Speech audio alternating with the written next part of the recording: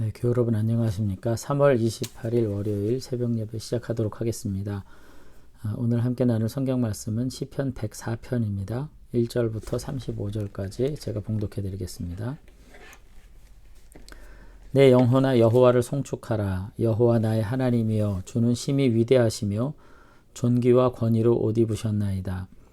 주께서 옷을 입음같이 빛을 입으시며 하늘을 휘장같이 치시며 물에 자기 누각에 들보를 얹으시며 구름으로 자기 수레를 삼으시고 바람 날개로 다니시며 바람을 자기 사신으로 삼으시고 불꽃으로 자기 사역자를 삼으시며 땅에 기초를 놓으사 영원히 흔들리지 아니하게 하셨나이다.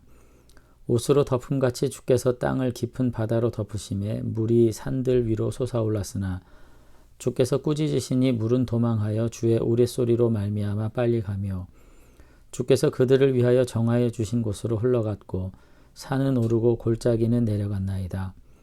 주께서 물의 경계를 정하여 넘치지 못하게 하시며 다시 돌아와 땅을 덮지 못하게 하셨나이다. 여호와께서 샘을 골짜기에 솟아나게 하시고 산 사이에 흐르게 하사 각종 들짐승에게 마시게 하시니 들나귀들도 해가라며 공중의 새들도 그 가에서 깃들이며 나뭇가지 사이에서 지저귀는도다. 그가 그의 누각에서부터 산에 물을 부어주시니 주께서 하시는 일의 결실이 땅을 만족시켜 주시는도다. 그가 가축을 위한 풀과 사람을 위한 채소를 자라게 하시며 땅에서 먹을 것이 나게 하셔서 사람의 마음을 기쁘게 하는 포도주와 사람의 얼굴을 윤택하게 하는 기름과 사람의 마음을 힘있게 하는 양식을 주셨도다. 여호와의 나무에는 물이 흡족하며 곧 그가 심으신 레바논 백향목들이로다. 새들이 그 속에 깃들이며 학은 잣나무로 집을 짓는도다. 높은 산들은 사냥을 위하며 바위는 너구리의 피난처로다. 여호와께서 달로 절기를 정하시며 해는 그 지는 때를 알도다. 주께서 흑암을 지어 밤이 되게 하시니 삼림의 모든 짐승이 기어나오니이다. 젊은 사자들은 그들의 먹이를 쫓아 부르짖으며 그들의 먹이를 하나님께 구하다가 해가 돋으면 물러가서 그들의 굴 속에 눕고 사람은 나와서 일하며 저녁까지 수고하는도다. 여호와께서 주께서 하신 일이 어찌 그리 많은지요. 주께서 지혜로 그들을 다 지으셨으니 주께서 그 지으신 것들이 땅에 가득하니이다. 거기에는 크고 넓은 바다가 있고 그 속에는 생물 곧 크고 작은 동물들이 무수하니이다. 그곳에는 배들이 다니며 주께서 지으신 리워야단이 그 속에서 노나이다. 이것들은 다 주께서 때를 따라 먹을 것을 주시기를 바라나이다. 주께서 주신즉 그들이 받으며 주께서 손을 펴신즉 그들이 좋은 것으로 만족하다가 주께서 낯을 숨기신즉 그들이 떨고 주께서 그들의 호흡을 거두신즉 그들이 죽어 먼지로 돌아가나이다. 주의 영을 보내어 그들을 창조하사 지면을 새롭게 하시나이다. 여호와의 영광이 영원히 계속할지며 여호와는 자신께서 행하시는 일들로 말미암아 즐거워하시리로다. 그가 땅을 보신즉 땅이 진동하며 산들을 만지신즉 연기가 나는도다. 내가 평생토록 여호와께 노래하며 내가 살아있는 동안 내 하나님을 찬양하리로다. 나의 기도를 기쁘게 여기시기를 바라나니 나는 여호와라 말미암아 즐거워하리로다. 죄인들을 땅에서 소멸하시며 악인들을 다시 잊지 못하게 하시리로다. 내 영혼아 여호와를 송축하라. 할렐루야. 아멘. 네, 오늘 시편 104편은 이제 하나님의 창조라는 관점에서 피조 세계를 노래한 시편의 이제 시가 이제 되겠습니다. 뭐 103편도 그렇지만은 오늘 시편 104편 역시 시편에서 이제 가장 아름다운 그 시 중에 하나죠. 특별히 우리가 주목해서 봐야 될 것은 이제 시편 104편의 찬양과 창세기의 내용이 어느 정도 같은 세계관 가운데서 지금 진행되고 있다는 점에서 우리가 조금 이해해야 될 부분들이 이제 몇 가지 있을 것 같습니다. 이제 첫 번째는 뭐냐면 이건 문학 작품이라는 거예요. 우리가 문학 작품이라는 것을 생각할 때 뭐 장르로 보면은 이제 뭐 픽션이냐 논픽션이냐 이렇게 볼 수 있는 거잖아요. 그러니까 하나의 허구 뭐 그렇다고 해서 이게 거짓이란 뜻이 아니라 문학적 창작력을 가지고 이제 꾸며진 글이라는 점에서 오늘 여기 뭐 성경에 이제 오늘 시편에 보면은 그 바다에 리워 야단이 있어서 뭐 그 속에서 노나이다. 뭐 26절에 보면은 상상 속에 나올 만한 이런 짐승에 대한 이야기가 있고 또 뭐 그 외에 여러 가지 묘사들이 지금의 어떤 창조 과학과 정확하게 매치되지 않는다는 점에서 이제 구약 성경이 정말로 과학적이냐, 뭐 하나님의 창조가 뭐가 문제가 있는 거 아니냐, 이런 식으로 받아들여서는 전혀 안 된다는 것입니다.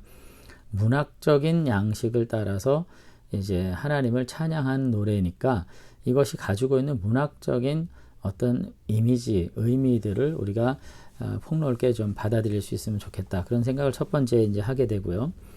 두 번째는 이제 뭐 창세기와도 굉장히 연관이 있는 그런 내용이다. 제가 그런 말씀을 드렸습니다만은 창세기나 오늘 시편 104편이 가지고 있는 세계관, 이 세계가 어떻게 피조되어 있고 어떤 형태를 가지고 있는가 하는 그런 관점은 이거는 전혀 고대인의 관점에서 이제 기술되어 있는 것입니다. 그러니까 뭐 모세 시대나 그 이전의 아담의 시대에서 하나님께서 빅뱅도 모르냐 니네들은 뭐 이런 식으로 얘기할 수가 없는 거죠. 그러니까 과학적인 책이라고 말하기보다는 이것은 세계관을 말하는 책입니다. 그러니까 뭐예요? 이 세상 모든 우주에 존재하는 모든 피조물들, 그것이 물리적이든 생명체든 간에 이것은 하나님이 피조하신 하나님의 주권적인 세상이다. 그걸 말하려는 것이지, 이게 뭐 과학적으로 지구에서 달의 거리가 몇 킬로미터다, 몇 광년이다, 뭐 이런 거 말하려고 하고 있지 않다는 거죠. 그러니까 여기서 우리가 알 수 있는 것은 뭐냐면은 세상의 모든 피조물들의 주권자가 하나님이시고 지으신 분도 하나님이시라고 하는 굉장히 중요한 사실을 지금 언급하고 있다는 것입니다. 그러면서 인간과 그 피조물은 어떠냐? 모든 피조물들은 하나님 앞에서 동등한 존재라고 하는 매우 혁명적인 이야기를 하고 있는 거죠. 왜냐하면 당시에 모든 피조물들은 동등하지 않았어요. 철저한 계급사회였고요.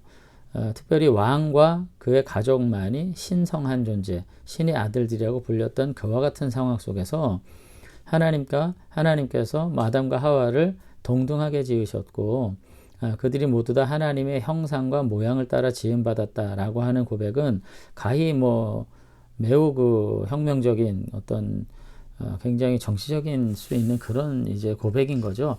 이제 그런 것들은 오늘날은 너무나도 당연하지만 그 시대는 도무지 감당할 수 없는 그런 내용이었는데, 그것이야말로 성경이 말하는 인간관, 신관이라는 점에서 우리가 깊은 이해를 가져야 될 필요가 있다. 그런 생각을 이제 하게 됩니다. 어쨌든 오늘 시편도 그렇고, 오늘 시편 굉장히 문학적이고 창세기도 사실 굉장히 그 시적 언어로 이제 처음 3장까지 되어 있다는 거 여러분들이 아시면 좋겠는데, 어쨌든 이 안에서 우리가 알 수 있는 것은 뭐냐면은 하나님이 모든 피조물의 주권자시다라는 것이고요. 그리고 모든 피조물들, 특별히 모든 인생들은 그 주권자이신 하나님 앞에 동등하다, 차별이 없다, 뭐 그런 내용들이고요. 그리고 이 모든 것들 피조하시고 생명을 주관하시는 분은 하나님이시다. 그들에게 호흡을 주시는 이도 하나님이시다라고 하는 거. 그들에게 각각 거주와 경계를 확립시켜서 자기의 영역 안에서 모든 역할들을 감당할 때 가장 선하도록 지으셨다. 뭐 그런 내용들이 여기 지금 나와 있는 것입니다. 그래서 이제 뭐 여기 문학적인 모든 거 다 설명하기는 어렵습니다만은 2절에서 4절까지는 이제 하늘들, 뭐 하늘에 속한 존재들, 뭐 이런 것들 나오고 5절부터 9절에는 이제 땅에 속한 존재들, 땅들에 대한 이야기가 나오고요. 10절에서 이제 18절에는 땅 위에 있는 생물들이 나오고 19절 가가지고는 이제 지구를 떠나서 이제 해와 달, 그래서 날과 일자를 만드는 모든 것들에 대해서 이야기 나오고, 놀랍게도 24절 이후에는 이제 바다와 거기 생물들, 사실 이것은 대부분 좀 부정적인 묘사일 수 있는데 이 모든 것까지라도 하나님께서 각각의 지위를, 거주의 경계를 정하셔서 그 안에서 자유롭게 하셨다. 뭐 그런 표현들을 지금 이제 하고 있습니다. 여기서 이제 알 수 있는 거는 뭐냐면은 가장 그 피조물의 아름다운 상태는 뭐냐면 하나님께서 정하신 자리에서 하나님께서 정하신 모습으로 존재하는 거예요. 이제 레위기의 이제 뭐 음식법이나 정결법에도 마찬가지입니다만 하늘을 나는 짐승은 분명히 날개가 있고 하늘을 날아야 되는데 박쥐와 같이 땅에서도 속한 것 같고 하늘에도 속한 것 같은 그 거주의 경계가 모호한 형태로 되어 있는 건 부정한 거죠. 네. 또 물고기도 마찬가지입니다. 비늘이 있고 또 지느러미가 있어서 물에서 헤엄치는 것이 정석적인 상태인데 비늘이 없이 미끌거리면서 발과 다리까지 있다. 이거는 굉장히 부정한 상태인 것이죠. 또 곤충들도 마찬가지입니다. 뒤에 다리가 길어서 메뚜기처럼 튀어야 되는 것인데 다리가 여러 개가 달려서 지네처럼 기는 거, 부정한 상태. 결국은 고대인들이 생각하는 기본적인 정함의 상태라는 것은 하나님께서 거주의 경계를 따라 또 그 정하신 형태를 따라 온전히 자기의 모양을 가지고 있어야 함에도 불구하고 그렇지 못하면 부정한 것이고, 그와 같은 상태에서 자신을 보존하고 자신의 지위를 지킬 때 이것은 정한 것이라고 생각하면서 이와 같은 존재로서 우리가 하나님과 조화로운 삶을 살면서 살아가게 될 때 하나님께서 그 생명의 호흡을 우리에게 주실 것이다. 뭐 그런 이야기들을 이제 쭉 하고 있다는 것을 이제 알 수가 있습니다. 그러면서 이제 33절에서 최종적 고백을 하는데, 내가 평생토록 여호와께 노래하며 내가 살아있는 동안 내 하나님을 찬양하겠습니다. 그러니까 주신 이 피조 세계, 그리고 하나님께서 피조하신 모든 피조물 안에서 하나님과의 완전한 그 조화를 이루면서 살아가겠습니다. 정말로 하나님의 거룩한 피조물로서 하나님을 노래하고 찬양하는 조화로운 모습 안에서 인생의 진정한 의미와 가치를 본인은 찾을 수 있겠다. 뭐 그렇게 이야기를 하고 있는 거죠. 그래서 오늘 우리들도 다시 한번 우리들의 삶을 정말로 어떻게 살아드리는 것이 정말로 가장 복됨이라고 말할 수 있는가 하는 점을 백사편을 통해서 우리가 생각하면 좋겠다. 저는 그런 생각을 합니다. 때로는 우리가 하나님께서 정하시고 주신 자리가 있어요. 그것이 뭐 인간이니까 땅이다 이렇게만 말하지 말고요. 우리에게 주신 가정과 뭐 교회, 삶의 환경들이 있지요. 그 안에서 우리는 내 마음에 들지 않는다고 해서, 또 내가 그것을 기뻐할 수 없다고 해서 벗어나기 위해서, 바꿔가기 위해서 발버둥을 치고 이것을 내게서 물리쳐 달라고 마치 뭐 예수님의 겟세마네 기도처럼 기도하면서 주어진 환경을 거부하는 이런 것들이 마치 무슨 능력의 기도인 것처럼 생각할 때가 있는데 그렇지 않지요. 오늘 우리에게 주신 환경 안에서 물론 극복하고 그것이 장애일 경우에는 그것을 뛰어넘는 어떤 믿음의 결단이 필요하겠지만, 내게 주신 것이라면 내가 그것을 내 것으로 품고 그 안에서 내가 어떻게 존재해야 될 것인가 이를 생각하면서 살아가게 될 때 나의 나됨이 하나님의 은혜 되는 것이고, 하나님을 향한 가장 긍정의 순전한 믿음으로 살게 되는 길이라고 하는 거 생각할 수 있으면 좋겠습니다. 그렇게 될 때 평생토록 여호와께 노래하고 내가 살아있는 동안 내 하나님을 찬양하리로다 라는 고백의 진실성이 이제 확립되는 거죠. 여기 지금 시인이 주 하나님 지으신 모든 세계 이렇게 찬양하는 거 아니에요. 저에게 주어진 상황이 때로는 역경일 수 있고 순경일 수 있지만 그 모든 상황 안에서 자신의 자리를 지키고 하나님 찬양하겠다고 하는 거거든요. 오늘 우리도 우리의 삶에 기뻐할 수 없는 요소들에 대해서 이상히 여기기보단 그 안에서 내가 어떻게 주의 자녀로서의 삶으로서 하나님을 높여드릴 것인가 생각하면서 믿음으로 감당할 것에 대해서 우리가 순종하고 뛰어넘어야 될 것에 대해서 결단할 수 있는 믿음의 사람들로 우리가 다시 한번 내게 주신 자리를 든든하게 지켜가는 하나님의 선한 청지기들 될 수 있으면 좋겠습니다. 감사합니다. 기도하겠습니다.